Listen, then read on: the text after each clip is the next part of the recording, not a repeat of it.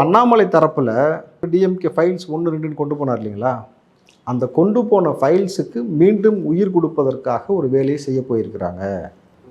So இது எப்படி போகுதுனாக்கா, அந்த டிஎம்கே ஃபைல்ஸ் 1, 2க்கு உயிர் கொடுப்பதும், செந்தில் பாலாஜி, பொன்முடி, கேகேஎஸ்எஸ்ஆர், கீதா ஜீவன், துரைமுருகன் இவர்கள் மீது இருக்கக்கூடிய வழக்கு இதை தாண்டி அரவிந்த் கெஜ்ரிவால் எப்படி கைது செய்யப்பட்டார், அதே போல் இந்த 1000 கோடி டாஸ்மார்க் ஊழலாக இருக்கட்டும், ஸ்டாலின் வரைக்கும் தலைவலி ஏற்படும் பொழுது ஒரு ஃபார்முலா ஒன்று கையாளுவாங்க.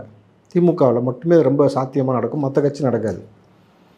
பள்ளி தன்னுடைய தலைக்கு உயிருக்கு ஆபத்து ஏற்படும் பொழுது வாழை வெட்டி விட்டுரும். கவனிச்சிட்டிங்களா? கவனிச்சு விட்டு அந்த திசை திருப்பிட்டு ஓடிடும். திமுக தன் தலைக்கே ஆபத்து வரும் பொழுது என்ன செய்ய போகிறது, அந்த வாளாக யாரை வெட்டிவிட போகிறதுன்றதான் இப்போ மிக முக்கியமாக பார்க்கப்படும்.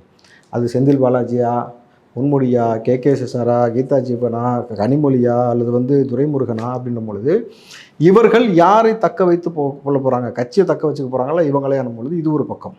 இன்னொன்று இதில் ஒரு உளவியலாக இதில் அரசியலாக இன்னொரு சிக்கல் என்ன இருக்குனாக்கா, மத்திய அரசாங்கம் எடுக்கக்கூடிய நடவடிக்கை ரொம்ப ஸ்ட்ராங்காக இருக்கும் பொழுது திமுக ஊழல் கட்சி என்பது பகிரங்கமாக எல்லோருக்கும் தெரியும். எந்தெந்த துறையெல்லாம் ஊழல் நடந்திருக்கிறது, ஊழல் செய்வதே பிரதானமாக இருக்கக்கூடிய மூத்த அமைச்சர்கள் செய்திருக்கார்கள் உறுதிப்பட தெரிய இதை வைத்து கொண்டு நம்ம எப்படி எலெக்ஷனை சந்திக்க போகிறோம்னு கூட்டணி கட்சிகளுக்கு ஒரு அதிருப்தி ஏற்படும்.